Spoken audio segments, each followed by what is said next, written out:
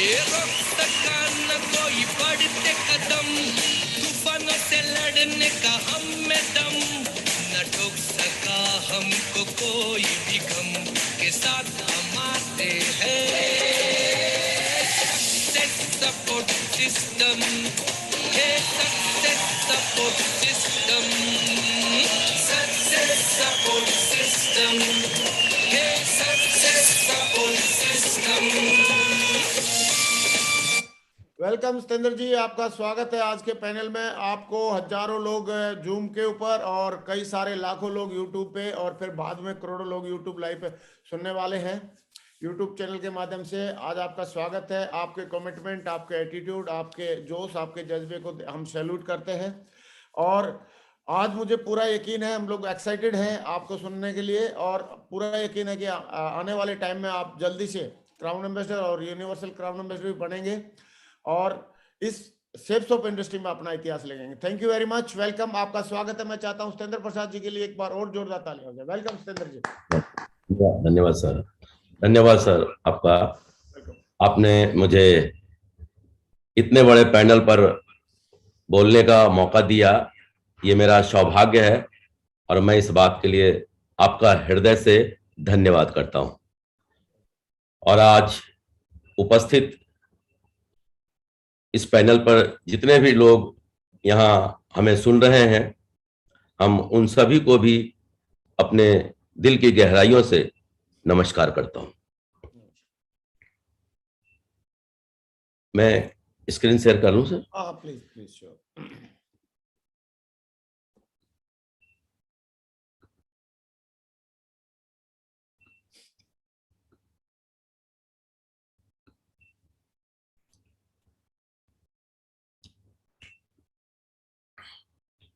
Slide show हो गई है सतेंद्र जी, बहुत बढ़िया, वंडरफुल, एक्सीलेंट। वेलकम आप सभी लोगों का इस पैनल पर।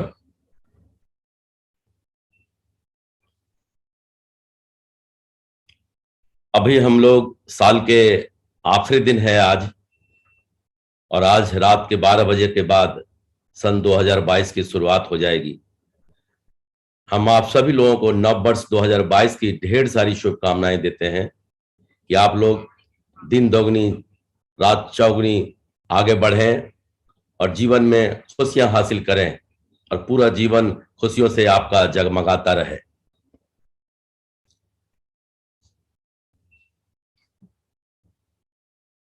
अगर मैं बात करूं अपनी, मेरा नाम सत्येंद्र प्रसाद है और मैं मूल रूप से पटना डिस्ट्रिक्ट के पास एक मोकामा शहर है, और मोकामा शहर के पास औंटा ग्राम का मैं रहने वाला हूं। पढ़ाई लिखाई करने के बाद बहुत कोशिश किया था कि मेरी नौकरी लग जाए, लेकिन नौकरी तो लगी नहीं। जब नौकरी नहीं लगती है सरकारी खासकर, तो लोग क्या करते हैं, कहीं न कहीं किसी न किसी छोटे मोटे काम धंधे की तलाश करते हैं। तो मैं काम धंधे की तलाश करने के लिए ही दिल्ली की तरफ आया था, लेकिन दिल्ली नहीं पहुंच गया। दिल्ली पहुंच पाया, दिल्ली से 200 किलोमीटर पहले आगरा शहर में मैं रह गया, और यहीं पर मैंने काम धंधा सीखा था। ये जो बड़े बड़े बिल्डिंगों में जो लोहे के पाइप फिटिंग बनते लगते हैं, उसका मैं डाई बनाया करता था। पाइप फिटिंग, मैनुअल कवर्स, जो आज के डेट में प्लास्टिक का आ गया है, प्लास्टिक का आने की वजह से वो लोहे का ट्रेंड खत्म हो गया, जिसको आप ढलमा लोहा कहते हैं, उसका पाइप फिटिंग का डाई बनाकर बनाने का काम करता था, और डाई बनाकर सप्लाई भी किया करता था। और उस समय 40 से 50 हजार रुपया पर मंथ कमा रहा था। नौकरी नहीं लगने का दर्द खत्म हो गया था और जीवन बहुत ही बढ़िया जी रहा था अपने हिसाब से। और लगातार कंटिन्यू आज 42 साल से आगरा शहर में मैं रह रहा हूं, और यहीं पर मेरे एक मित्र के द्वारा मुझे हिंदुस्तान की नंबर 1 सेफ्सॉप जैसी महान कंपनी को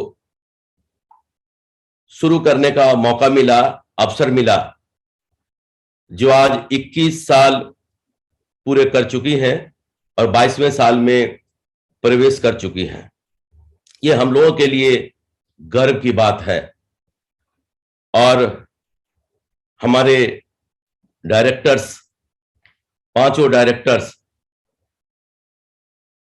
हिंदुस्तान नहीं दुनिया के तमाम शिखर पर जितने भी डायरेक्टर्स हैं उनमें से सर्वश्रेष्ठ हैं हमारे ये पांचों डायरेक्टर्स, जिनकी सोच समझ, अच्छी सोच, दूरदृष्टि के वजह से आज इस बिजनेस को दिन दुगनी रात चौगनी ऊंचाइयों पर लेके चलते चले जा रहे हैं। और इनकी सूझबूझ के वजह से आज मैं देख पा रहा हूं कि हम लोगों का भविष्य सुरक्षित है। आज 16 साल मुझे इस बिजनेस को करते हुए हो गए हैं। सेफ सोप कंपनी को मैंने एक छोटे से पेड़ के रूप में देखा था, जो आज एक बहुत बड़ा बट वृक्ष के समान बन गया है और निरंतर डे बाय डे प्रोग्रेस करते हुए आगे ऊंचाई की तरफ बढ़ते चले जा रहे हैं।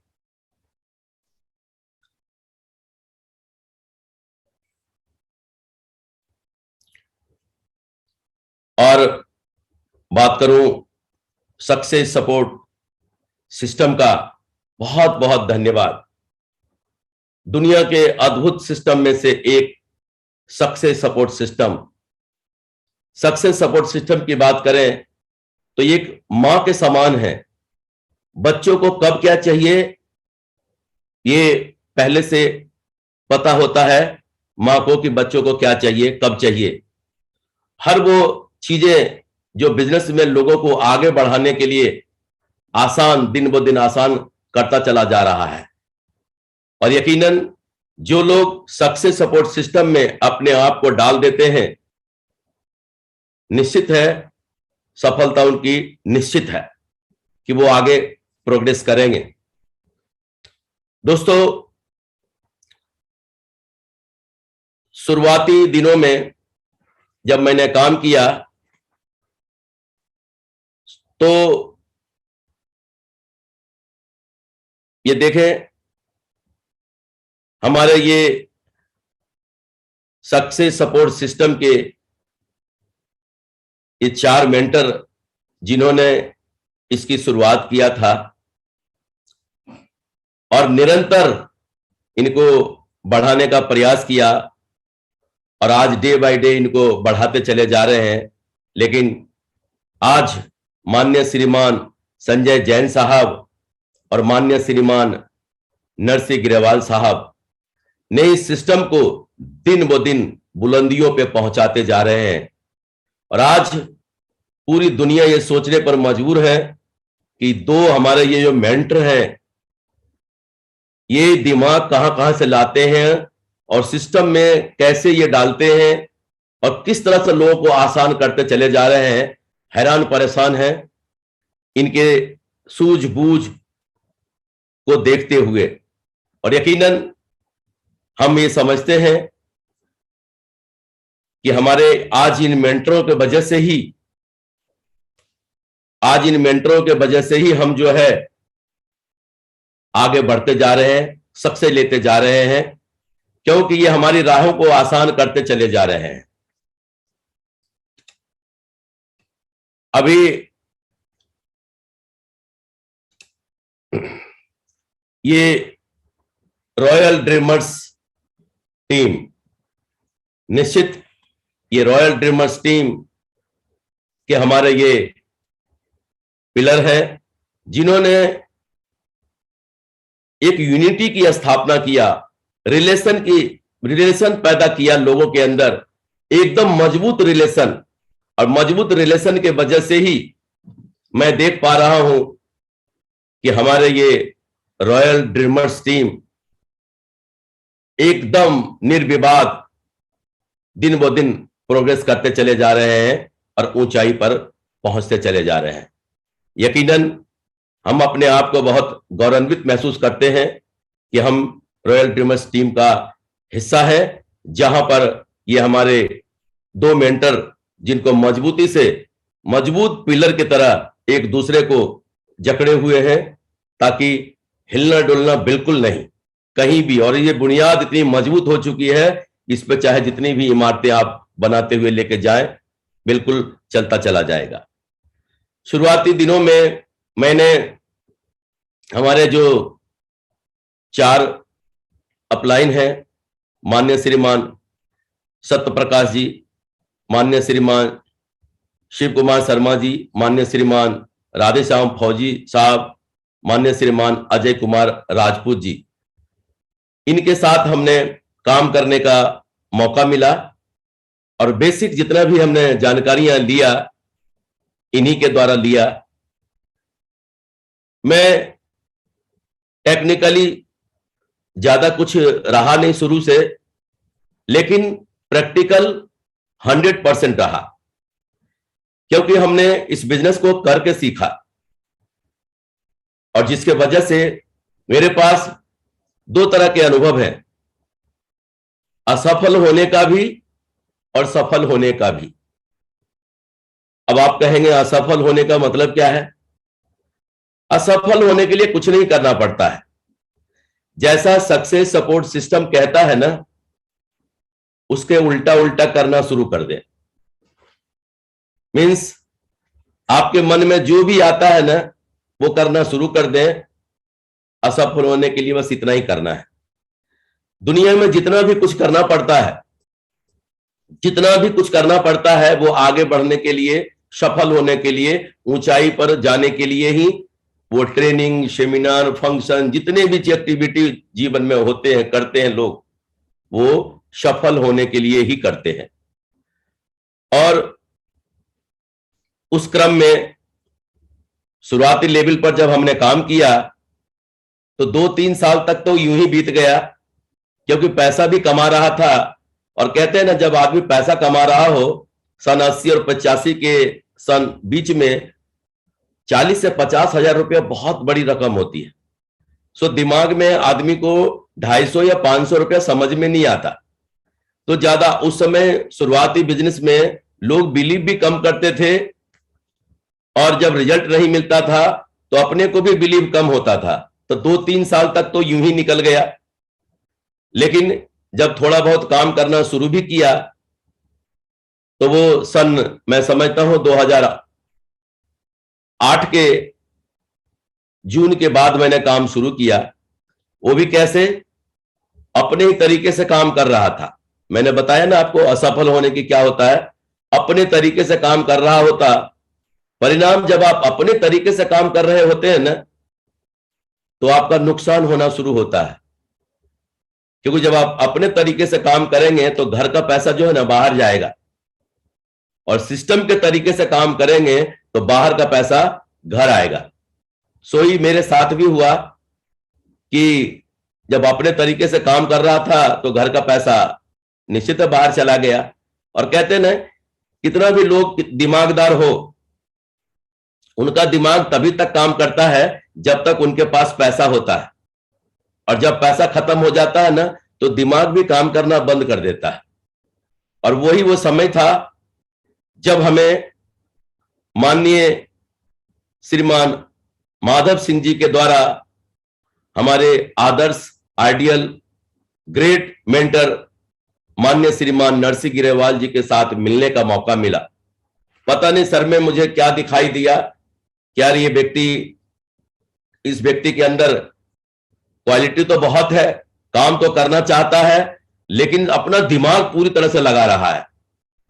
और शायद सर को ये समझ में आ रहा था कि ये व्यक्ति जो है ना, मेरी बात मानता नहीं है। और हमें माननीय श्रीमान नरसिंह गिरेवाल साहब के साथ मुलाकात करवा दिया। 3-4 घंटे की मुलाकात हुई। आज भी मुझे वो दिन याद है। सर ने मुझे ठोक ठोक के बोला था, उस दिन पूछा था कि सत्येंद्र प्रसाद डायमंड बनना चाहता है? मैंने बोला जी सर। डायमंड बनना चाहता है? बोला जी सर। डायमंड बनना चाहता है? बोला जी सर। बोला क्या कर सकता है? मैंने बोला कुछ भी कर सकता हूं। उन्होंने वादा किया था कि दुनिया इधर की उधर हो जाए सत्येंद्र प्रसाद, तेरे को मैं डायमंड बना के छोड़ूंगा। उसी समय मैं खड़े होकर इस बात की कसम खाया था कि सर, बेटे का मरा मुंह देखा, जो आपकी जबान कट जाए कभी बोल के देखना। और उसके बाद क्या था, मैंने सिर्फ एक ही बात सीखा, जी सर, यस सर, जी सर, यस सर। सर ने मुझे कोई सवाल किया तो मैंने जवाब दे दिया, वरना जी सर, यस सर, दो ही बातें मैंने किया। परिणाम, उसी समय मुझे एमपी का एक शहर है श्योपुर, जहां मुझे जाने का सर ने बताया, और मैंने बोला ना कि कुछ था ही नहीं, तो अब करता क्या। लेकिन आज मैं सर का जीवन भर ऋणी रहूंगा। उन्होंने मुझे मेरे पॉकेट में कुछ डालकर भेजा कि जाओ काम करना, और जब तक कहूं नहीं ना, वापस नहीं आना। और उस शहर में काम करना शुरू कर दिया। परिणाम, 2-2, 3-3 त्योहार गुजर गए, मैं आया नहीं वहां से। जब सर को पता चला कि 2-2, 3-3 त्योहार गुजर गया, घर नहीं गया, तो बहुत डांट भी लगाया। बोला, हमने ऐसा थोड़ी ना बोला था कि त्योहार पे घर नहीं जाना। बोला, सर आपने तो बोला था कि जब तक मैं कहूं नहीं, मैं आना नहीं, तो मैं तो यहां पे था। फिर जब भी कभी तीज त्योहार आया, सर ने 2 दिन पहले ही मुझे बोला कि वहां कल निकलना है, कल निकलना है। और जब तक मैं नहीं निकल गया, देखते रहे कि गया कि नहीं। और इस तरह से मैं उस शहर में काम करना शुरू कर दिया। सर के साथ उस समय मैंने काम किया, और काम करने का तरीका बिल्कुल अलग था, क्योंकि कुछ बचा ही नहीं था। जब मैं उस शहर में जा रहा था ना, जब मैं उस शहर के लिए जा रहा था, मेरी पत्नी जब मुझे विदा कर रही थी ना, उसी समय मेरा बेटा खड़ा था। और जाते टाइम मैंने बेटे के सर के ऊपर हाथ रखकर अपनी पत्नी से बोला था कि अगर मैं डायमंड नहीं बना, मैं अपना बेटे का मरा मुंह देखा जो आप डायमंड नहीं बना। और मैं पलट के चला गया, फिर पलट के उनको देखा नहीं, काम करता चला गया, करता चला गया। परिणाम ऐसा हुआ कि उस शहर में मैंने काम करने की रफ्तार इस तरह से बना लिया कि सुबह 6 बजे से लेकर रात के 11 बजे तक का मैंने टारगेट रखा। सुबह 6 बजे से लेकर रात के 11 से 11:30, क्या कि 11:30 से पहले दरवाजे के अंदर जाऊंगा नहीं रात के, और सुबह 6 बजे अपना दरवाजा छोड़ दूंगा। ये मेरी 2 शर्त थी अपने आप से, सुबह 2 बजे 6 बजे का दरवाजा छोड़ना, और रात के 11:30 बजे के बाद ही दरवाजे के अंदर आना। शायद उस समय लोग समझ नहीं पाएंगे। 11:30 बजे रात को जब मैं आता था, उस समय इन्हीं हाथों से रोटियां बनाया करता था और खाता था। रात के 12:30-1 बज रहे होते, और उस समय खा रहा होता जब पूरी दुनिया सो रही होती। लेकिन वो कुछ समय की बात थी। लोगों की ऊंचाई को देखते हैं, लोगों की सक्सेस को देखते हैं, लेकिन उन सक्सेस के पीछे का राज क्या है वो जानने की कोशिश नहीं करते हैं। शुरुआती लेवल पर बहुत दिक्कतों का सामना करना पड़ा था, लेकिन सर का सहयोग था, सर का मार्गदर्शन था। रोजीना मैं सर को सुबह गुड मॉर्निंग और रात का गुड नाइट का मैसेज देता था। गुड नाइट का मतलब था मैंने पूरी रिपोर्टिंग करना कि मैंने कल क्या किया, आज क्या किया पूरा दिन भर। और परिणाम क्या हुआ कि मैं रिपोर्टिंग करता था तो पूरे काम की रिपोर्टिंग होती थी। और उसके साथ एक और भी बात जुड़ी हुई थी। वहां पर मैं सेमिनार में जब क्लोजिंग करने जाता था, हमेशा अपना चेक दिखाता था। इस सप्ताह की मेरी इनकम ये रही, इस सप्ताह की मेरी इनकम ये रही। और अपने आप से मैंने एक टारगेट ले रखा था कि इस सप्ताह जो इनकम मैंने लिया है, अगले सप्ताह ये इनकम नहीं लूंगा, इससे बढ़कर इनकम लूंगा। और अपने आप से टारगेट लिया, और चिल्ला चिल्ला कर मैं संडे को क्लोजिंग में वो चेक दिखाता था। वो चेक जो गेस्ट होते थे ना, गेस्ट को तो कोई भी चेक दिखा देता, उनसे काम चल जाता। लेकिन वो चेक खासकर मैं अपने वो टीम को दिखाना चाहता था, जो मुझे गौर से देखते थे कि पिछले सप्ताह का चेक से इस सप्ताह सर का बड़ा है कि नहीं, पिछले सप्ताह से चेक इस सप्ताह सर का बड़ा है कि नहीं। परिणाम डे बाय डे बढ़ता चला गया और 1 साल के अंदर मैंने अपनी इनकम को लगभग 1 लाख रुपया, 1,50,000 रुपया पर मंथ पे पहुंचा दिया था। और मैं इस बात के लिए सर का हृदय से धन्यवाद करता हूं। सर ने मुझे डे बाय डे आगे बढ़ाते चले गए और उसके बाद जो वादा सर ने किया था वो वादा अपना पूरा किया। इस बीच में दिक्कतें आई, लेकिन खुशियां इतनी आने लगी जिसका कोई जवाब नहीं। बाद में आज जो प्रेजेंट टाइम है, हमारे ये 2 मेंटर हैं, माननीय श्रीमान माधव सिंह जी और माननीय श्रीमान विजयपाल सिंह जी, और ये दोनों के साथ आज मैं काम कर रहा हूं। रेगुलरली विजयपाल सर के सानिध्य में हूं। सर का, माननीय श्रीमान माधव सर जी का भरपूर सहयोग मिलता है और मैं समझता हूं दुनिया का खुशनसीब इंसान हूं जहां पर 3 गुरुओं का सानिध्य मिला। हमेशा माननीय नरसिंह गिरेवाल साहब जी से मैंने एक बात सीखा। उन्होंने हमेशा मुझे 2 बातें बताते थे। देखो, वो व्यक्ति इस काम को किया था, इस काम को करने से आज उस ऊंचाई पर पहुंच गया, और उस व्यक्ति ने ऐसा किया था, उसके वजह से आज असफल हो गया। मुझे कुछ नहीं बताते थे कि आपको ये करना है या ये करना है, नहीं, हम अपने दो रास्ते दिखाते थे और अपने आप समझ में आ जाता था कि मुझे यहां नहीं, यहां जाना है। और आज हमें जो सर ने बताया है कि सेफ सोप में टारगेट करके गरीबपुर से अमीरपुर तक कैसे पहुंचा जाए। अभी कंपनी का टारगेट चल रहा है, अब की बार ऑप्शन 4, गोवा का टारगेट, थाईलैंड का टारगेट, दुबई आबू धाबी का टारगेट, इंग्लैंड का टारगेट। निश्चित है कि खानदान में इतिहास लिखने का समय आ गया है। जो ये चाहते हैं कि मैं इस टारगेट को कर अपने खानदान में इतिहास लिखूं, यकीन माने ये जो टारगेट लोगों को एनर्जेटिक करते हैं, एनर्जी भर देता है उनके अंदर। मैंने ये महसूस किया है। देखें, हम कंपनी का टारगेट कैसे जीत सकते हैं, हम इस पे बात करते हैं। हम हमें घर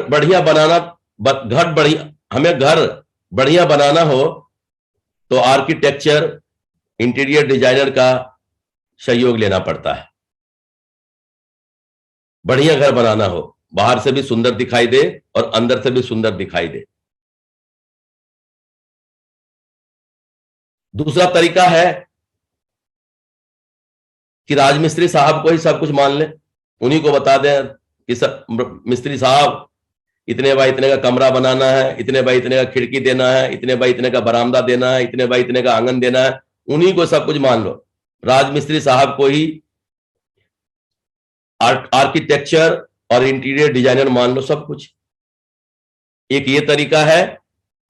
तीसरा तरीका है खुद ही को सब कुछ मान लो। आप खुद ही को सब कुछ मान लो और अपने ही तरीके से मकान बनाना शुरू कर दो। आपको अंदाजा लग जाएगा कि कौन सा मकान इनमें से ज्यादा सुंदर बनेंगे। निश्चित है जो इनके स्पेशलिस्ट हैं, जो जिनका काम ही यही है, वही बेहतर मकान बना सकते हैं। चाहे वो जगह छोटी ही क्यों ना हो, लेकिन उसी छोटी जगह को बहुत सुंदर बना सकते हैं। चाहे दूसरा तरीका हो या तीसरा तरीका हो, जमीन चाहे कितनी भी ज्यादा हो, लेकिन मकान सुंदर नहीं बन सकते। टारगेट करने के लिए हमको करना क्या है?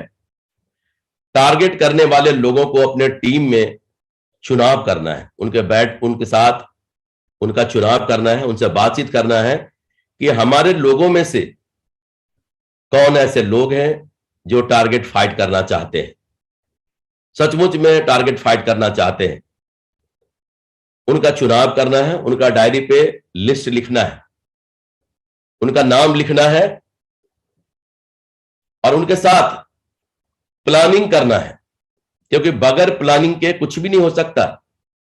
कहते हैं ना, अगर छोटी सी भी सेना हो, अगर उनके पास मजबूत रणनीति हो ना, तो अपने से दुगना सेना पे फतह हासिल किया जा सकता है।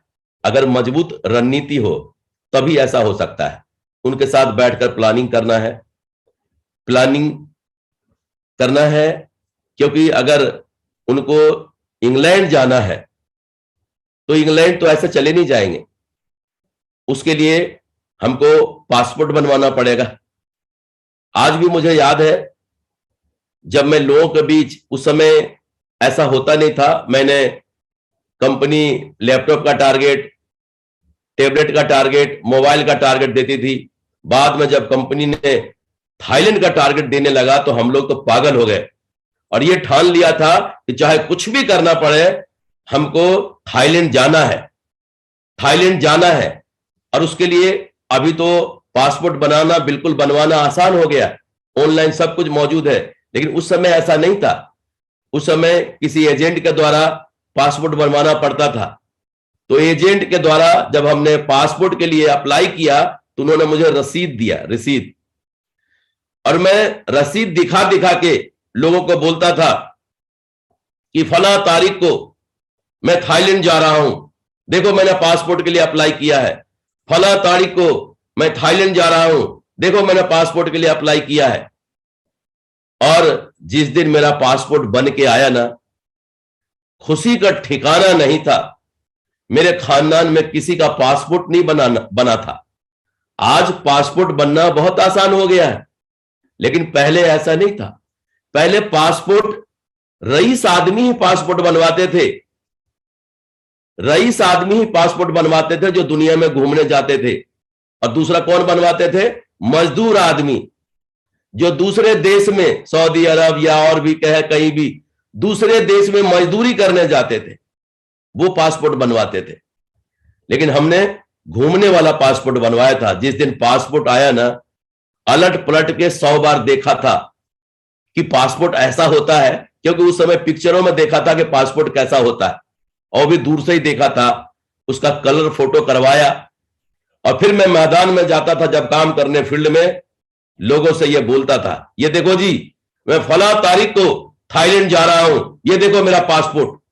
तो वो भी पासपोर्ट पकड़ के देखते थे कि भाई साहब दिखाना पासपोर्ट कैसा होता है। क्यों? उन्होंने भी कभी पासपोर्ट नहीं देखा था। और मैं लोगों को पासपोर्ट दिखा दिखा के प्लान फॉलो सब चल रहा होता है। अब उनके साथ हमको प्लानिंग किया, अपने लोगों के साथ बैठ के प्लानिंग किया। उनके साथ क्या किया उनका, अब यहां पे क्या करना है, हमने तो इंग्लैंड, उसके लिए थाईलैंड के लिए टारगेट की बात किया, और लेकिन आप तो खुशनसीब हो, आप देखें यहां पर दुबई जा सकते हैं, इंग्लैंड जा सकते हैं, और अभी इंग्लैंड जाने का सुनहरा मौका है। दुनिया तरसती है इंग्लैंड जाने के लिए, ख्वाब होता है, कुछ ही % लोग वहां जा पाते हैं, लेकिन हमें कंपनी ने एक गोल्डन अपॉर्चुनिटी दिया है इंग्लैंड जाने का, खानदान में इतिहास लिखने का। अब हमें इसकी चर्चा करना है, पासपोर्ट के लिए अप्लाई करना है और चर्चा करना है इसकी, सबसे बोलना है मैं इंग्लैंड जा रहा हूं, फला तारीख को मैं इंग्लैंड जा रहा हूं, फला तारीख को इंग्लैंड जा रहा हूं। अगर आप चुपचाप रह गए ना तो इंग्लैंड नहीं जा पाएंगे। लेकिन अगर चिल्ला चिल्ला के अपने मित्रों को, दोस्तों को, रिश्तेदारों को, मोहल्ले पड़ोस वालों को, सबको बोलते रहे मैं इंग्लैंड जा रहा हूं, फला तारीख को इंग्लैंड जा रहा हूं, अगर बोलना शुरू करेंगे और प्लानिंग बना लिया, क्या अपने टीम के जितने भी लोग हैं जो टारगेट फाइट करने के लिए तैयार हैं आपके साथ, उनके साथ मिलकर उनका लिस्ट मेकिंग करना है, उनका लिस्ट बनवाना है। लिस्ट बनवाना है तो लिस्ट पे ख्याल रखना है कि लिस्ट हमको, आज जो हमारा बिजनेस का जो काम करने का तरीका है ना, हमें मिडिल क्लास से ऊपर का लिस्ट बनाना है, मिडिल क्लास से ऊपर का लिस्ट बनाना है, जहां पे ये देखना है, क्योंकि हमारा प्रोडक्ट जो है ना, हमारी ज्वाइनिंग अगर 200 बीबी से कहीं भी करते हैं तो आपने देखा होगा 11-12 हजार से कम का है नहीं। 11-12 हजार की जो ज्वाइनिंग है 200 बीबी की, वो कौन दे सकता है? 12 हजार कमाने वाला, 15 हजार कमाने वाला दे सकता है क्या?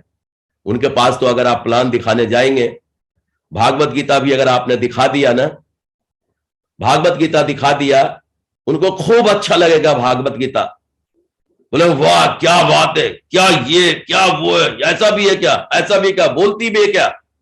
और जब आप पैसा बताएंगे ना कि 11,000 कुछ रुपया है इसका, तब उनका दिमाग ही उड़ जाएगा। किताब और 11,000 का, उनका दिमाग एक्सेप्ट नहीं करेगा। कोई किताब भी 11,000 का हो सकता है, लेकिन पढ़े लिखे वेल क्वालिफाइड लोग ये समझते हैं कि ये किताब 16-17 हजार रुपए की है, 20,000 रुपए की भी है। लेकिन क्योंकि इनमें टेक्नोलॉजी कैसी डाली गई है, हम तो सौभाग्यशाली हैं कि हमको इतने कम प्राइस में मिल रहे हैं, वो इस बात से खुशी होंगे, लेकिन नीचे के लोग नहीं होंगे। वो तो जाके कहीं मंदिर में हाथ जोड़ लेंगे, भागवत गीता की जरूरत ही क्या है, वही काफी है। तो हमें लिस्ट बनाने टाइम पे जो है ना, इस बात का ध्यान रखना पड़ेगा। अगर आप उससे नीचे का लिस्ट बनाएंगे ना, तो ध्यान रहे पत्थर से सर टकराने जैसा होगा। और पत्थर से अगर आप सर टकराएंगे तो क्या होगा? नुकसान आप ही का होगा। कहते हैं ना, जिस तीली में तेल ही नहीं हो उसको आप चक्की में डाल दो और नीचे कनस्तर लगा दो, अब देखते रहो, अब निकलेगा, अब निकलेगा, अब निकलेगा, अब निकलेगा, अब निकलेगा। कभी निकलेगा क्या? अरे जिस तिली में तेल ही नहीं है तो फिर कनस्तर में तेल कहां से निकलेगा? लेकिन जिस तिली में तेल है उसको डाल के देखो, कनस्तर बदलते जाओ तेल निकलते जाएंगे, कनस्तर बदलते जाओ तेल निकलते जाएंगे।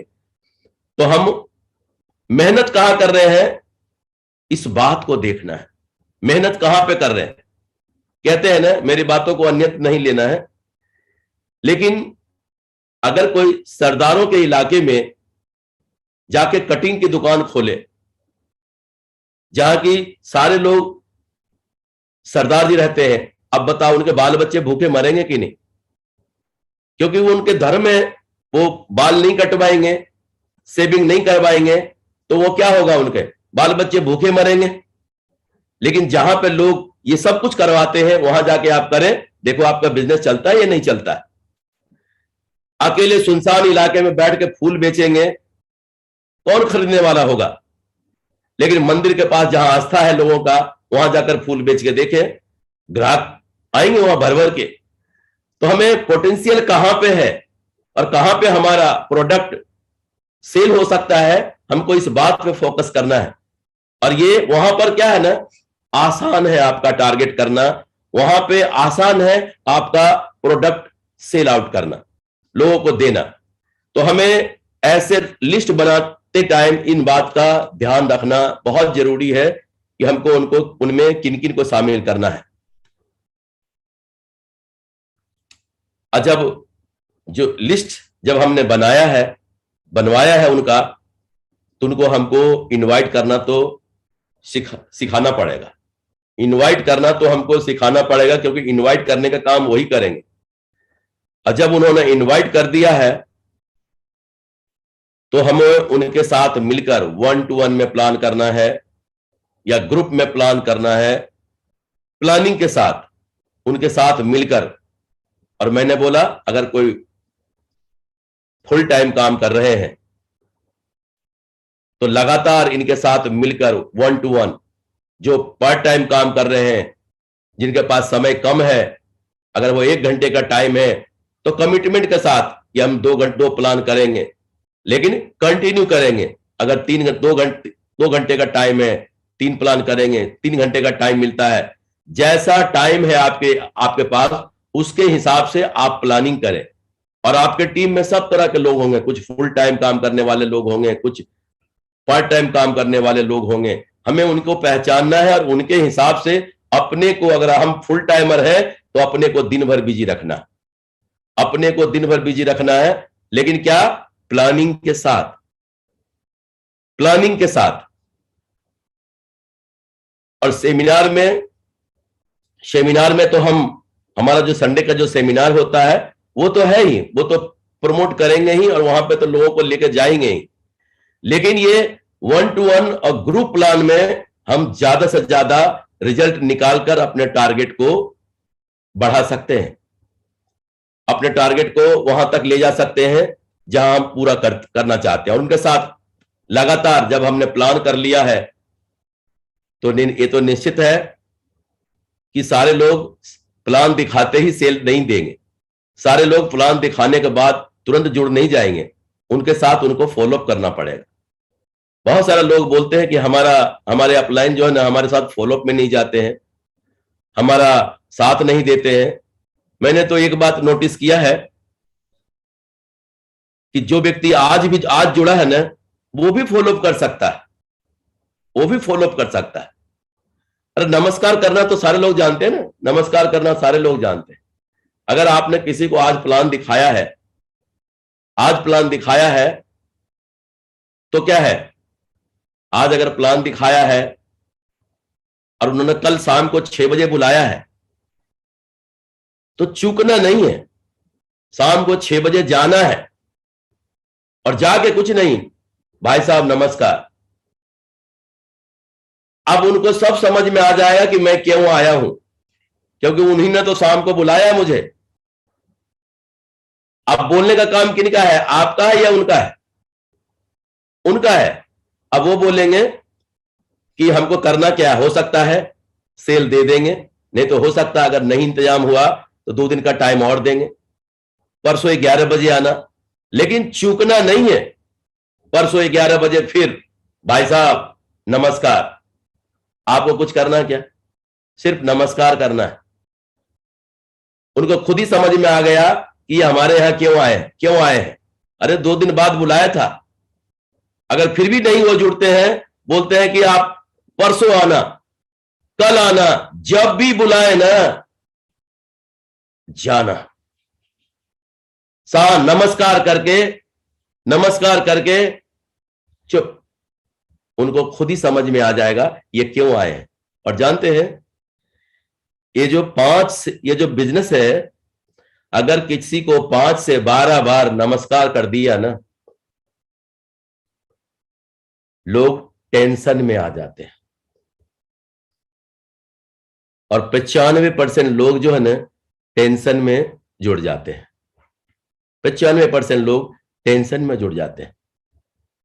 और जब कहते हैं जहां पे जाए धन वहीं पे जाए मन, वहीं पे मन उनका जाता है। और फिर देखो, अगर सिर्फ हम ये सोच लें कि चाहे कोई जुड़े या ना जुड़े मेरे बिजनेस से, जिनको भी हमने प्लान दिखाया है, मुझे कसम उसकी है जिसको हम सबसे ज्यादा चाहते हैं, 12 बार नमस्कार तो जरूर करेंगे।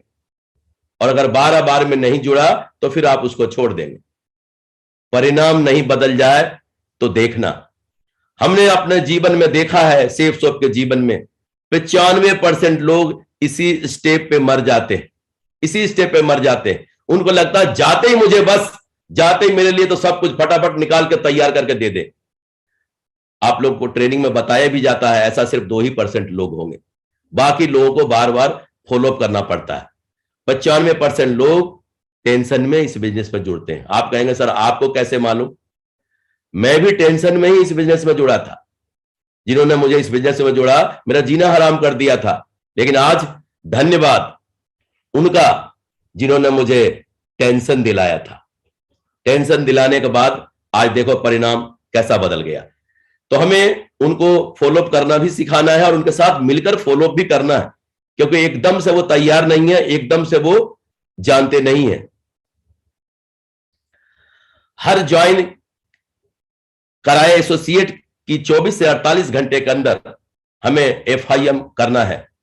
हमारे यूनिवर्सल क्राउन है मास्टर लीडर माननीय श्रीमान जैन साहब ने इसकी शुरुआत किया था, FIM बताया था उन्होंने। और उन्होंने बताया था कि अगर किसी को भी जो 24 घंटे के अंदर, 24 से 48 घंटे के अंदर उनके फैमिली में जाकर उनको इनके बिजनेस के बारे में पूरी बारीकी से बताया जाए। अगर किसी के घर दमदारी से जाकर एफआईएम कर दिया जाए ना, तो 2 से 3 सेल उसी घर से निकल सकता है। अगर अपवाद भी कहीं है ना, तो नहीं भी अगर नहीं मिला तो उस घर का माहौल बिल्कुल पॉजिटिव हो जाएगा। इतिहास गवाह है कि जिन लोगों ने सबसे कम समय में डायमंड बनने का रिकॉर्ड बनाया है, उन्होंने भी इस बात को स्वीकार किया है कि एक प्लान भले ही कम किया, एक फॉलो भले ही कम किया, लेकिन जिनको भी हमने ज्वाइन कराया उनका एफआईएम हमने जरूर किया। एफआईएम ब्रह्मास्त्र है। अगर आपने एफआईएम में, लेकिन क्या है एफआईएम में करना क्या है, पहले के बिजनेस में और आज के बिजनेस में बहुत बड़ा परिवर्तन आ गया है। पहले और आज के बिजनेस में इतना बड़ा परिवर्तन आ गया कि पहले हमारे पास कोई भी व्यक्ति हमारे बिजनेस में जुड़ता था ना, तो उनसे जीवन में एक ही बार पैसा मिलता था, एक ही बार पैसा मिलता था, उसके बाद कभी नहीं मिला। लेकिन अब हमारे पास बहुत सुनहरा मौका है उसी व्यक्ति के साथ, उसी व्यक्ति से बार बार पैसे लेने का, हर महीने पैसे लेने का। अब आप सोच के देखें कि हर महीने उसी व्यक्ति से हमको पैसा मिलेगा तो कैसा लगेगा। जहां तो एक बार मिलता था, अब हर बार मिलेगा। उसके लिए क्या करना पड़ेगा, हम जब भी उनके घर एफआईएम करने जाए ना, अपना प्रोडक्ट जो रीपर्चेज का जो प्रोडक्ट है, जो कंपनी ने हमारे एक से एक बेहतरीन वर्ल्ड क्लास प्रोडक्ट है, क्योंकि प्रोडक्ट एक ऐसी चीज है ना कि आप प्रोडक्ट को, घटिया प्रोडक्ट को जीवन में सिर्फ एक ही बार बेच सकते हैं और एक बार कोई भी बेच सकता है। लेकिन आज मुझे प्राउड फील होता है कि दुनिया का वर्ल्ड क्लास प्रोडक्ट हमारे पास मौजूद है सेफ सोप में। और हमारे डायरेक्टर्स का विजन है कि हम इस तरह का प्रोडक्ट लाएं कि जो लोग एक बार इस्तेमाल करें ना, दोबारा चलकर फिर से मांगे। तो हमें कुछ प्रोडक्ट को अपने पास रखकर एफआईएम में जाना पड़ेगा। कहते हैं ना, टच एंड फील वाला फार्मूला इस्तेमाल करना है। हमको उनको एक एक प्रोडक्ट के बारे में बताना है, एक एक प्रोडक्ट के बारे में समझाना है और उनको प्रोडक्ट इस्तेमाल करने के लिए प्रेरित करना है। उनको कुछ नहीं करना है, सिर्फ दुकान चेंज करना है, दुकान चेंज।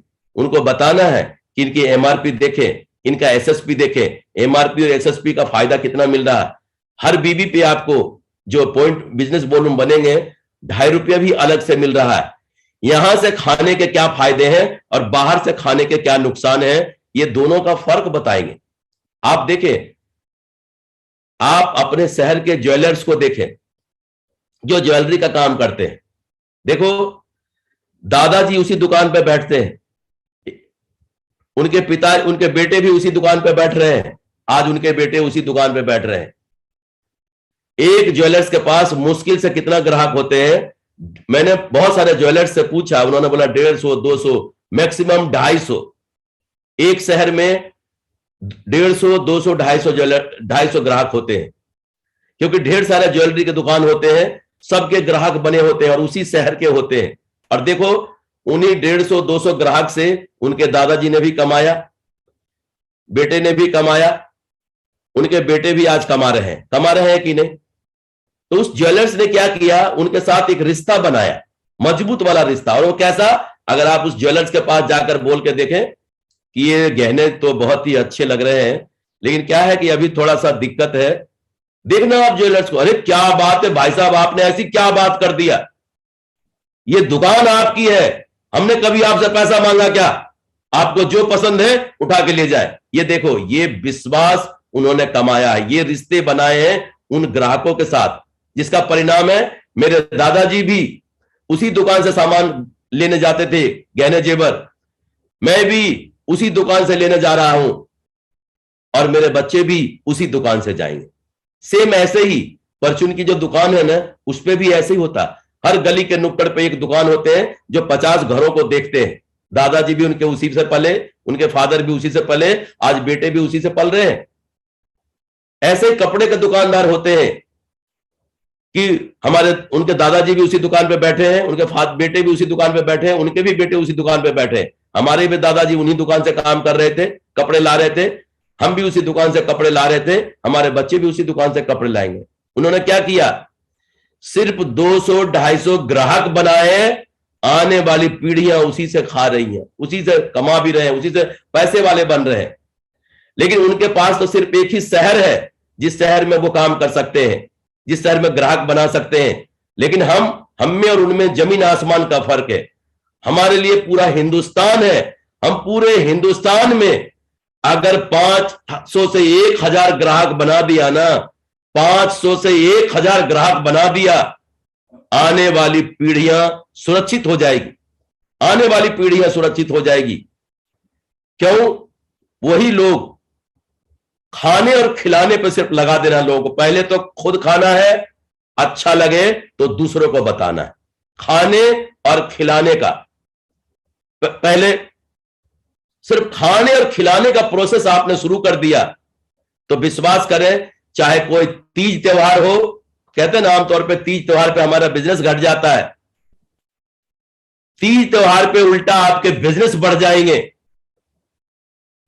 कहते हैं अभी कोरोना काल जैसे त्रासदी आई, लोग इधर उधर बिखर गए, सैलरी बंद, नौकरी खत्म, पता नहीं ढेर सारी प्रॉब्लम आई। लेकिन एक बात बताओ, कोरोना जैसी महामारी भी आ जाए ना तो भी खाना कोई बंद नहीं किया क्या? और जब खाना बंद नहीं किया ना तो उस कंडीशन में भी आपके घर लगातार पैसा आता रहेगा। क्यों? वो खाना शुरू करते। अगर सिर्फ आपने 500 से 1000 लोगों को भी इस पैटर्न पे डाल दिया ना तो आने वाली पीढ़ियां सुरक्षित हो जाएगी। क्यों? कभी भी आपका बिजनेस डाउन नहीं जाएगा। अभी क्या हो रहा, हमारे सेल जाते हैं तो पैसा मिलता है, सेल नहीं जाते पैसा नहीं मिलता। लेकिन अगर खाने खिलाने पर लगा दिया ना तो किसी सप्ताह सेल नहीं भी जाए ना तो भी पैसा जरूर मिलेगा। तो हमको FIM में जाकर इन बातों को उनको जरूर बताना है, बढ़िया से प्रोडक्ट के ऊपर उनको पूरा फोकस करना है और उनको टेस्ट कराना भी है। एक छोटे आज ये कल वो, जब भी मिले कोई ना कोई प्रोडक्ट के बारे में उनका डेमो देके, उनका टेस्टिमनी दिला के, उनको बता के प्रोडक्ट के लिए प्रेरित करना है।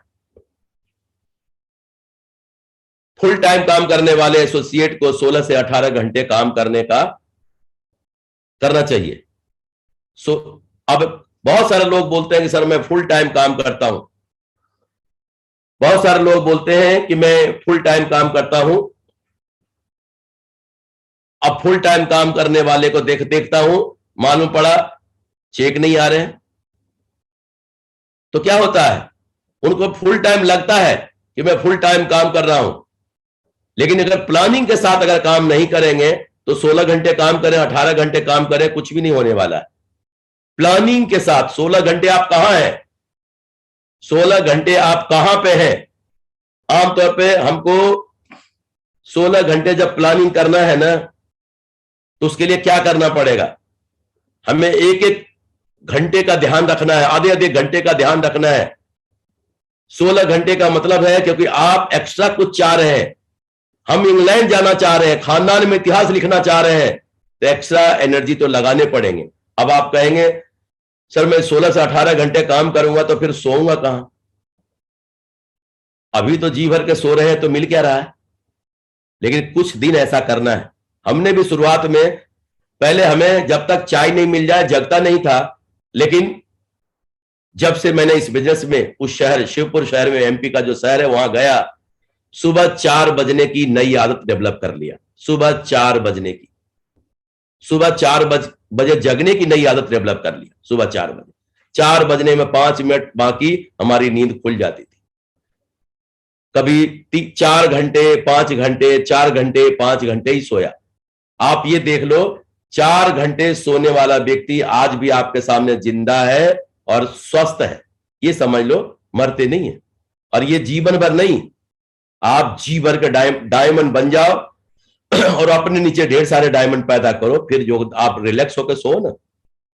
लेकिन अभी क्या करना है, जम के दमदारी के साथ काम करना है। और जैसा बोला, जिनके पास जिस तरह का टाइम है, जिनके पास 1 घंटे का है 1 घंटे, अक्सर देखने को मिला है जो पार्ट टाइम में काम करने वाले लोग हैं ना, पार्ट टाइम में जो काम करने वाले लोग हैं वो ज्यादा काम करते हैं। क्यों? उनके पास अगर 2 घंटे है ना तो 3 प्लान करने के सोचते हैं, क्योंकि वो समय बर्बाद नहीं करते हैं, उस समय का भरपूर उपयोग करते हैं। किन्हीं के पास 1 घंटे है तो वो 1 घंटे में ही 2 प्लान करने की कोशिश करते हैं। और रेगुलर अगर ऐसा करना शुरू कर दें, रेगुलर कंटिन्यू, परिणाम बिल्कुल बदल के रह जाएंगे। अगले 2 से 3 दिन की प्लानिंग होना जरूरी है। कैसा वाला? कल हमको किन के यहां प्लान करने, सुबह 6 बजे कहां होना है हमको, 7 बजे कहां होना है, 8 बजे कहां होना है, 9 बजे कहां होना है, 10 बजे कहां होना है, रात के 11 बजे कहां होना है हमको कल, उसकी प्लानिंग आज ही होनी चाहिए। बहुत सारे लोग जब गोल्ड लीडर होते हैं या प्लेटिनम लीडर होते हैं, उनसे कोई सुबह 9 बजे का टाइम मांगने आता है तो बोलते हैं भैया 9 बजे का टाइम तो मेरे पास बिल्कुल नहीं है, 9 बजे तो बिल्कुल पैक हूं। तो कभी कभी जो व्यक्ति, नए व्यक्ति जो जुड़ते हैं ना, उनको लगता है बोला ज्वाइन कराने टाइम पे तो आपने बोला था कि आधी रात में आपके लिए तैयार हूं, आप जब कहो जहां बुलाओ वहां जाने को तैयार हूं, और मैंने तो सुबह 9 बजे का ही टाइम मांग रहा हूं और कहते हैं कि टाइम नहीं है, मैं बिजी हूं बहुत। बिजी कहां है? आप लोगों को बताएं। आप ऐसे बोलेंगे ना मैं बिजी हूं, तो आपके लिए अच्छा विचार लेके नहीं जाएंगे। बोले मतलब रात दिन घर में ही सोए पड़े रहते हैं और कहते हैं बिजी हूं, मैं बिजी। जब तक आप सबूत नहीं दिखाएंगे ना, यकीन नहीं करेंगे। आप दिखाओ, कल आप 9 बजे कहां हो, सुबह 6 बजे से लेकर रात के 11 बजे तक कहां हो, आप दिखाओ। परसों सुबह 6 बजे से लेकर रात के 11 बजे तक कहां हो, दिखाओ। बोला देखो 2 दिन का मेरा पैक है कि कल मैं किन किन के साथ रहूंगा, परसों किन किन के साथ रहूंगा। अगर आपको चाहिए तो मैं परसों का टाइम देता हूं, बताओ। या अगर 9 बजे चाहिए तो इनसे आप मांग के देखो, ये टाइम बदल लें कि वो परसों वाला ले लें और आपको आज वाला दे दें, तो आप इनसे बात कर लो। जब आप प्रूफ के साथ दिखाएंगे ना कि मैं बिजी हूं, तब वो समझ जाएंगे कि वाकई में सर देखो कितना मेहनत करते हैं, आपके लिए अच्छा सोच के जाएंगे, आपके लिए उनके मन में अच्छा विचार पैदा हो। तो कम से कम 2 से 3 दिन का प्लानिंग आपके पास होना चाहिए। कल हम प्लान में किन के पास जाएंगे, फॉलोअप में किन के पास जाएंगे, FIM में किन के पास जाएंगे, ऐसे करके। अगर इंग्लैंड का टारगेट अचीव करना है, तो इंग्लैंड जाना है, तो टारगेट वनडे क्रिकेट मैच की तरह होता है।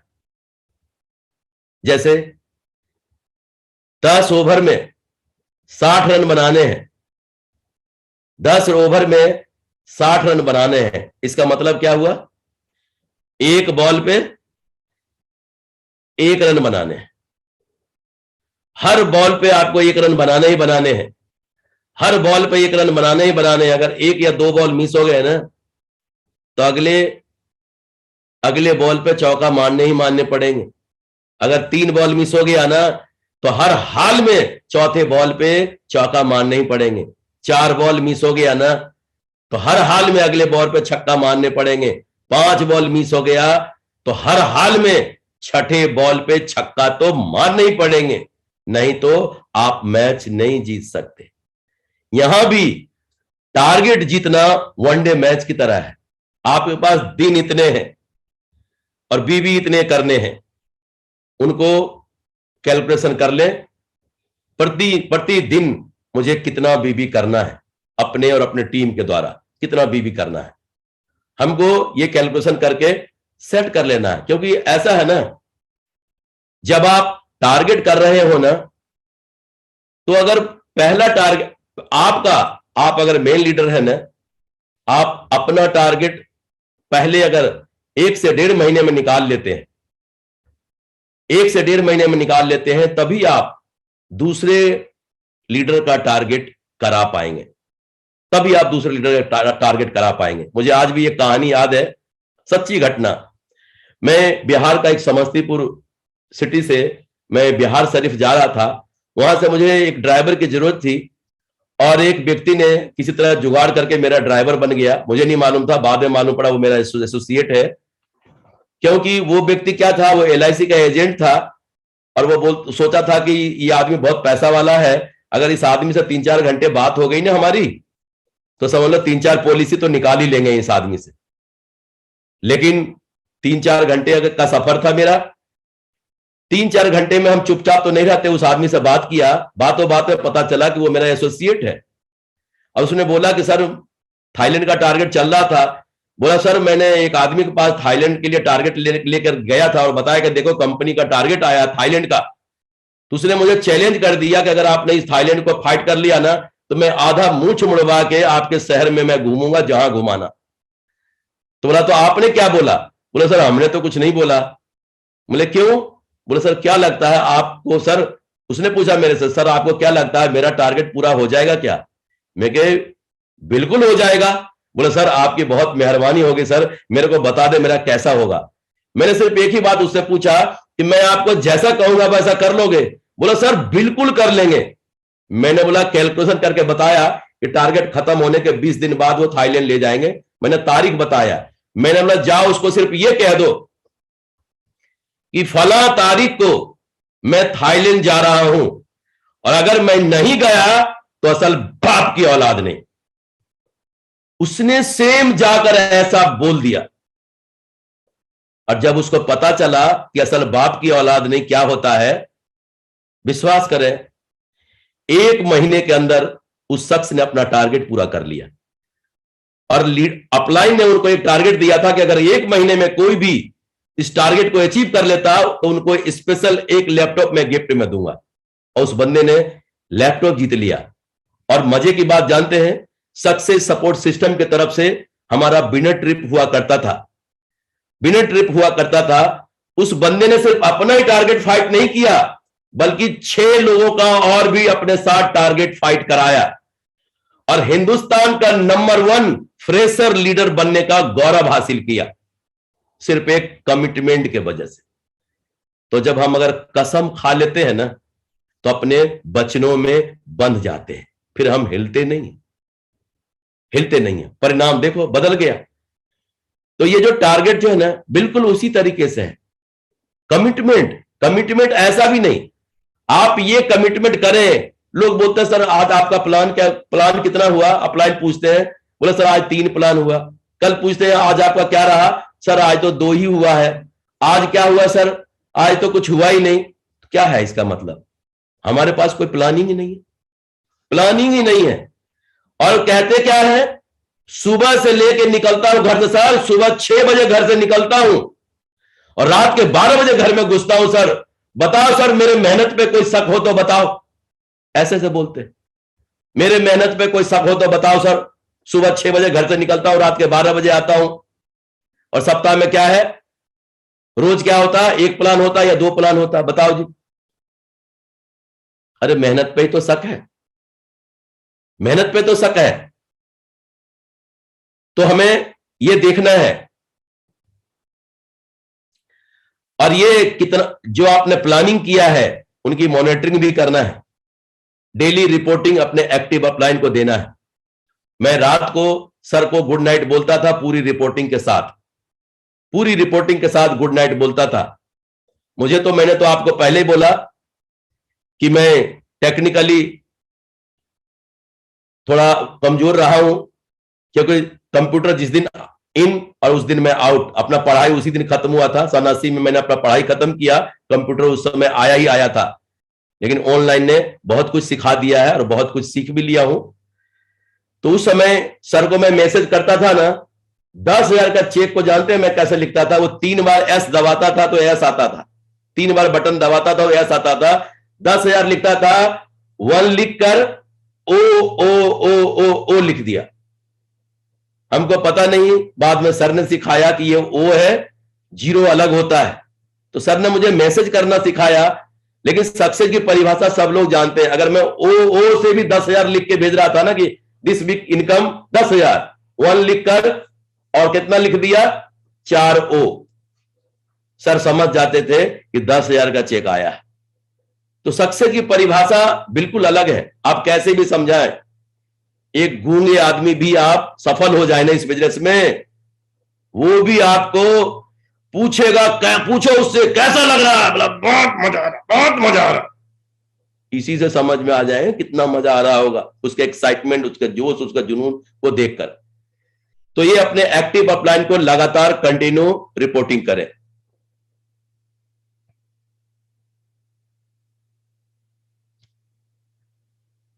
टारगेट करने के फायदे क्या है ये भी हम समझ लेते हैं। टारगेट करने से मिलेगा क्या? सेफ शॉप से टारगेट जीतकर आप गरीबपुर से हमीरपुर तक की यात्रा कर सकते हैं जी। खानदान में किसी ने गया नहीं होगा, और वो भी एकदम सीधा इंग्लैंड। सोच के देखें, सीधा इंग्लैंड। तो हम अपने इस यात्रा को पूरा कर सकते हैं, यह फायदा मिल सकता है। लाखों रुपया की इनकम होगी, क्योंकि अगर आपने इंग्लैंड का टारगेट फाइट कर लिया, इसका मतलब समझ रहे हैं, आपने 3-3 रैंक अचीव कर लिया, क्योंकि सीधे आप प्लेटिनम चले गए। 90 पेयर आपने 200 बीबी का कंप्लीट किया है, इसका मतलब क्या है? आप सीधे कहां पहुंच गए? प्लेटिनम पे। Bronze, silver, platinum, 3 rank achieve हो गया। 3 रैंक के पैसे मिलेंगे, और साथ में बुलसाई लिया है उसके पैसे मिलेंगे, और जो आपने इनकम कमाए हैं 90,000, ये अलग से। तो लाखों की इनकम हो सकती है अगर आपने इंग्लैंड कंप्लीट करते हैं तो। खानदान में इतिहास लिख सकते हैं जी। इंग्लैंड जाने वाला मैं समझता हूं इकलौता व्यक्ति होंगे ज्यादातर लोग, तो खानदान में इतिहास लिख सकते हैं। आज भी मुझे याद है, थाईलैंड जाने के बाद, उस समय इंटरनेशनल कॉल बहुत महंगी होती थी, बहुत महंगी। उस समय भी मैंने एक बात सीखा था, अपने 10,000 रुपए का रिचार्ज करा के गया था। मैं 10,000 का रिचार्ज कराया था इंटरनेशनल कॉल के लिए, और थाईलैंड जाकर मैंने पूरा लिस्ट बनाया था कि मैं किस किस को फोन करूंगा। जिस जिसने मुझे सेल नहीं दिया था, जिस जिसने मेरे साथ जुड़ा नहीं था ना, उनको मैंने फोन किया।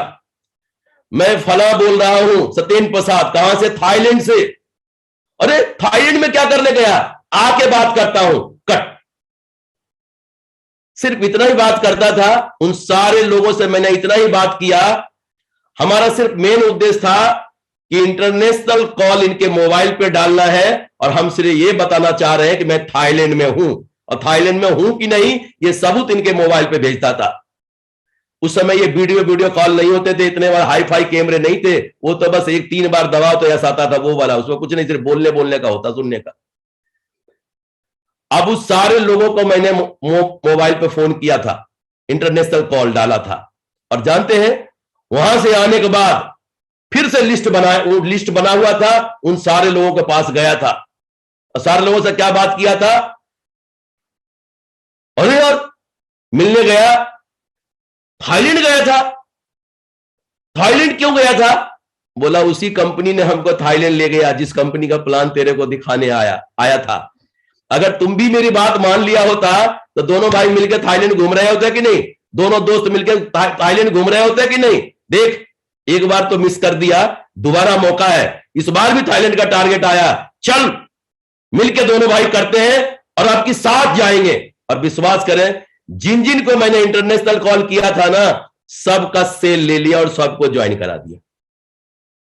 अब तो आपके पास गोल्डन अपॉर्चुनिटी है भाई। वीडियो कैमरा है, आप लाइव इंग्लैंड का सीन दिखा सकते हैं, लाइव इंग्लैंड की बातें बता सकते हैं, और देखकर वो पागल हो सकते हैं, और अगले बार टारगेट के लिए फिर से प्रेरित वो भी हो सकते हैं।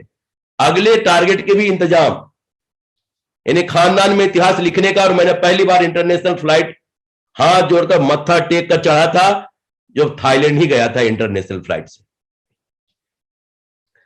टारगेट अचीवर के रूप में हजारों लोगों के बीच में सम्मान दिया जाएगा आपको। रैंक अचीवर के रूप में सम्मान दिया जाएगा।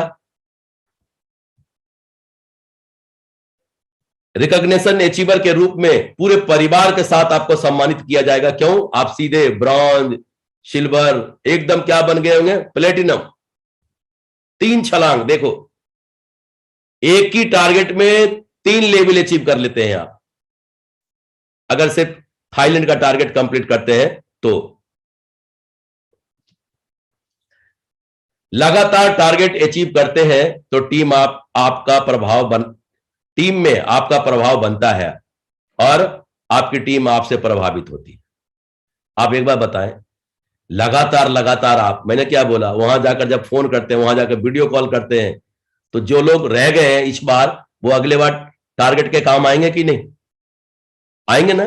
वो लगातार, अगर लगातार लगातार आप टारगेट अचीव करते रहते हैं ना, लगातार लगातार अचीवमेंट पे अचीवमेंट, अचीवमेंट पे अचीवमेंट लेते रहते हैं ना, तो जो है ना प्रोग्रेसिव लीडर के साथ जो है ना लोग रहना पसंद करते हैं। सफल लीडर के साथ जो है ना लोग रहना पसंद करते हैं, उनसे साथ उठना बैठना बात करना पसंद करते हैं, और वो भी प्रेरित होते हैं आपसे, वो भी प्रेरित होते हैं, वो लोग भी प्रेरित होते हैं कि मुझे भी इनके तरह करना है, मुझे भी इनके तरह बनना है, मुझे भी इनकी तरह करके आगे बढ़ना है। इस तरह हर टारगेट में, अगर आप सिर्फ लंदन का टारगेट जो सबसे बड़ा टारगेट आता है, लगातार लगातार उस टारगेट को आप अचीव करें। जब भी 3 महीने में टारगेट आए उस सबसे बड़े टारगेट को अचीव कर लें। हर 3 महीने में जब भी टारगेट आए सबसे बड़े टारगेट को अचीव कर लें। हर 3 महीने बाद सबसे बड़ा टारगेट आए उसको अचीव कर लें। परिणाम आप देखें, 1000 दिन में कम से कम, आसानी से बता रहे हैं, आसानी से 1000 दिन में डायमंड बनने का बनाकर डायमंड बनने का इतिहास लिख सकते हैं। 1000 दिन में डायमंड बनकर दिखा सकते हैं दुनिया को, अगर लगातार लगातार ऐसा करते हैं तो।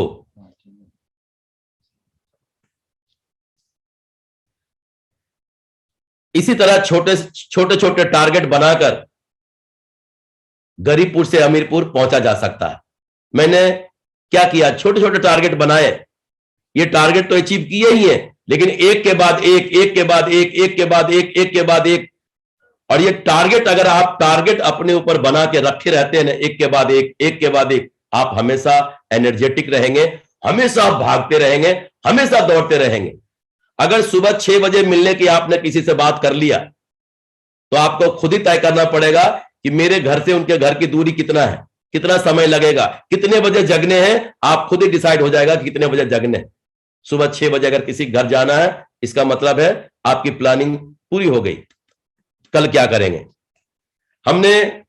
हमें सर ने सिखाया था कि अगर डायमंड बनने से पहले 5 शहर लेफ्ट में और 5 शहर राइट में अगर आ गया आपका, और भी कम से कम 50 सेल 200 बीबी का निकलने वाला, तो समझ लो 2 लाख की कैपिंग पक्की, फटाफट आने शुरू हो जाएंगे।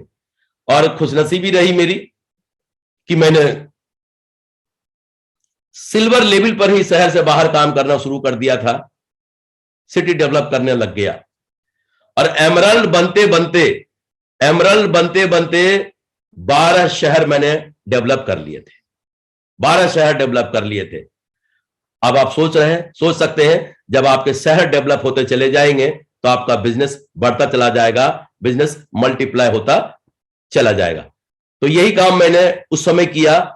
जितने भी लीडर होते थे जो गोल्ड लेवल पे पहुंच गए, उनको मैं ये देखता था, उनको बैठा बैठा के बात करता था कि ये कहां जा सकते हैं, ये कहां जा सकते हैं, ये कहां जा सकते हैं, ये तो जा ही नहीं सकते। जो नहीं जा सकते उनको उसी शहर में रखता था, जो जा सकते थे उनसे बैठ के बात करके उनको प्रेरित करते थे कि आप अपनी रिच वाली लेग में उधर चले जाओ, यहां मैं देखता हूं, यहां की जिम्मेदारी मैं, और वहां भी आपकी हेल्प करता हूं। हर गोल्ड लेवल के लीडर को मैं भेजना शुरू करता था और अलग अलग शहरों में उनको भेजता था सिटी डेवलप करने के लिए, और बीच बीच में मैं भी जाता था। इस तरह से कम समय में 12 शहर डेवलप हो गए मेरे, एमरल्ड तक। कभी कभी ऐसा भी होता है किन्हीं कारणवश, एक समय ऐसा भी आया था, टीम में कुछ प्रॉब्लम हो गई, जिस प्रॉब्लम के वजह से नेटवर्क एकदम उथल पुथल हो गया और नेटवर्क एकदम गिर सा गया। अब आप सोच के देखें, अच्छे भले गाड़ी घोड़े में सब कुछ में घूम रहे हैं और आपके साथ कोई ट्रेजेडी हो जाए, कोई प्रॉब्लम आ जाए बिजनेस में, और बिजनेस एकदम नीचे आ जाए तो कैसा लगेगा? कहते हैं ना कि बिल्कुल आदमी कोमा में चला जा सकता है। लेकिन उस कंडीशन में भी हमारे आदर्श, हमारे आइडियल माननीय श्रीमान नरसिंह ग्रेवाल साहब ने एक बात बोला था कि सत्येंद्र जी अब क्या करना है? मैंने बोला सर आप जो कहेंगे हम वो करने को तैयार हैं, हमने तो कुछ सीखा ही नहीं। बोला देखो, हम लोगों ने तो जब बनाना नहीं सीखा था, लोगों को जोड़ना नहीं सीखा था, तब तो हमने इतना बड़ा काम कर लिया। अब तो हम जोड़ना सीख गए हैं, बनाना सीख गए हैं, कैसे हम लोगों को आगे इस बिजनेस में ला सकते हैं ये सीख गए हैं। दोनों भाई मिलकर काम करते हैं, हम आपके साथ हैं और मैंने बोला सर जब आप मेरे साथ है ना तो मैं दुनिया में जंग जीत सकता हूं। और फिर से मैंने अपने नेटवर्क को खड़ा किया और दोनों लाइन को फिर से मजबूती से यहां लाकर खड़ा कर दिया। प्रेजेंट टाइम में आज करीब 7 लाख लोगों का नेटवर्क है मेरा। और आज मैं परमपिता परमेश्वर को धन्यवाद देता हूं कि माननीय श्रीमान नरसिंह ग्रेवाल सर और माननीय श्रीमान माधव सिंह जी और माननीय श्रीमान विजयपाल सिंह जी जैसे ग्रेट मेंटर दिया, जो हर पग पग पर उंगली पकड़कर मुझे कभी भी इधर उधर भटकने नहीं दिया। वो घोड़े के पट्टे के मापे बोला इधर उधर बिल्कुल नहीं, निगाहें इधर उधर नहीं, सीधा मंजिल की तरफ। परिणाम फिर से अपने आप को एस्टेब्लिश करके दिखाया हमने।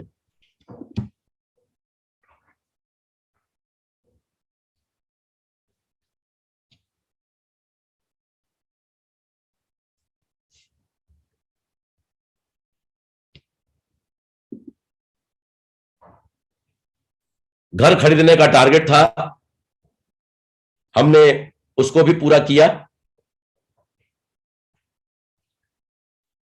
जेपी होटल में डायमंड शिप करवाने का टारगेट लिया, उस समय बहुत बड़ी बात थी, उसको भी हमने करके दिखाया। उस टारगेट को लिया और अपने डायमंड सेलिब्रेशन मैंने वहां पे करवाया। जेपी होटल में 100 डायमंड बनाने का मैंने टारगेट लिया था। प्रेजेंट टाइम में 81 डायमंड मैंने रिकॉग्नाइज कर लिए हैं उसमें, और उनमें से 1 क्राउन है, 5 मरकरी है और 6 वीनस लेवल पर है। 25वीं एनिवर्सरी मनाने का मैंने टारगेट लिया था, क्योंकि सन 88 में मेरी शादी हुई थी। शादी क्या, मुझे निपटा दिया गया था, लेकिन धन्यवाद सेफ शॉप का, उसी पत्नी के साथ नए स्टाइल में शादी करने का एक मौका मुझे सेफ शॉप ने दिया। मैं जिस परिवार में से ताल्लुक रखता हूं वहां पर जन्मदिन मनाने का कोई रिवाज नहीं, लेकिन सेफ शॉप में 50वां जन्मदिन मनाने का मैंने सोचा था, और 50वें जन्मदिन को यादगार बनाने के लिए उसी दिन मैंने 50 लाख की ऑडी अपने आप को गिफ्ट किया था, और वो जन्मदिन को यादगार बना दिया। डायमंड बनने के बाद शानदार शादी करने का टारगेट रखा था बेटे का, जो डायमंड बनने के बाद इतिहास गवाह है कि मिस्टर राकेश प्रसाद जी, जो आज हम दोनों क्राउन लेवल पर हैं, डायमंड बनने के बाद शानदार शादी करके अपना टारगेट को पूरा किया। अच्छे परिवार में बिटिया की शादी करने का टारगेट था, जो आज रिसेंटली 19 नवंबर को मैंने ये कार्य पूरा किया। और मैंने हमेशा एक बात बोला करता था कि आने वाले समय में सेफ शॉप के लोगों की बेटे और बेटियों की शादी सेफ शॉप में ही हुआ करेगी। हम बार बार यही बोलता था कि आने वाले समय में सेफ शॉप के लोगों के बेटे और बेटियों की शादी सेफ शॉप में ही हुआ करेगी। धन्यवाद परमपिता परमेश्वर का, अच्छे परिवार मिले हैं, और मैंने अपनी बिटिया की शादी सेफ शॉप में ही किया है। हमारे जो समधी साहब हैं आज वीनस लेवल पर है, और दामाद एमरल्ड कंप्लीट कर चुका है और बहुत जल्द रूबी बनने वाला है। धन्यवाद सेफ शॉप का। और आज आप लोगों ने मुझे सुना, थोड़ा वक्त ज्यादा ले लिया, मैं सर से माफी चाहता हूं, लेकिन सर भावनाओं में ऐसा था कि वो रुक नहीं पाया, और मैंने जो कुछ भी बोला है सर से ही सीखा। मुंह भले ही मेरे हैं, लेकिन सर ने मुझे कदम कदम पर सहयोग किया। आप सभी लोगों का एक बार फिर से धन्यवाद। अगेन सर, मैं आपका हृदय से आभारी रहूंगा, और मेरा पूरा परिवार आपका जीवन भर ऋणी रहेंगे। थैंक यू सतेंद्र जी। मैं चाहता हूं सतेंद्र जी के लिए एक बहुत जोरदार तालियां हो जाए। बहुत जोरदार।